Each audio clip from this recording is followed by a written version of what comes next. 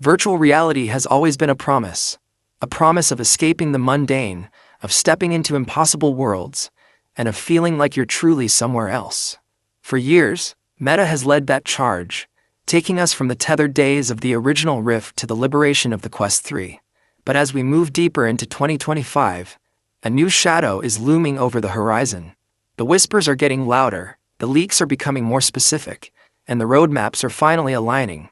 This isn't just another hardware refresh. This is the moment Meta tries to end the debate forever.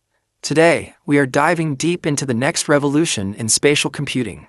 This is everything we know about the Meta Quest 4. If you're holding a Quest 3 right now, you know how good mixed reality can be. But you also know the limitations. You know the slight grain in the pass-through cameras. You know the weight on your face after an hour of play. And you definitely know the struggle of a battery that dies just when things are getting interesting. Mark Zuckerberg and his team at Reality Labs haven't just been listening. They've been obsessing. The Meta Quest 4 is being positioned not just as a gaming console, but as the ultimate all-day wearable that bridges the gap between the affordable Quest 3 and the luxury of the Apple Vision Pro. Let's start with the heart of the beast, the silicon. Rumors suggest that Meta is working closely with Qualcomm on a custom-tuned Snapdragon XR3 processor. This isn't just about faster frame rates.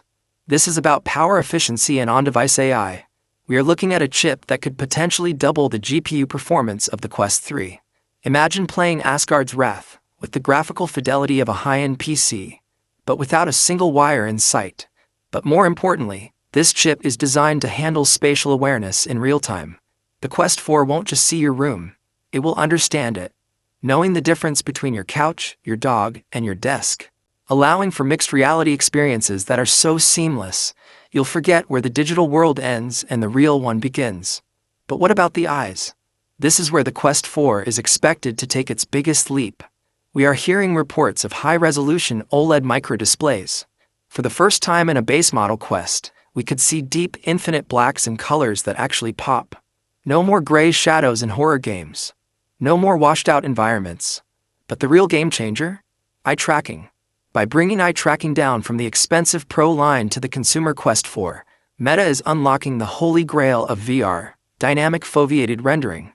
By only rendering the exact spot you are looking at in full resolution, the headset can save massive amounts of processing power, giving you visual clarity that looks like it's running on a NASA supercomputer. And then there's the weight. This has been the silent killer of VR adoption. No one wants a brick strapped to their forehead for 3 hours. Leaked design prototypes suggest a radical new approach. Meta is reportedly testing a puck system or a more balanced battery in the back, design that shifts the weight away from your face. There are even whispers of a Quest Air variant, a version so light and slim it feels more like a pair of heavy ski goggles than a computer. By utilizing advanced pancake lenses and a more efficient cooling system, the Quest 4 aims to be the first headset you can actually wear for an entire workday without needing a neck massage afterward. Let's talk about the neural factor. We've seen the demos of Meta's EMG wristbands, the tech that reads your brain's signals to move your fingers before you even move them. While it might be too early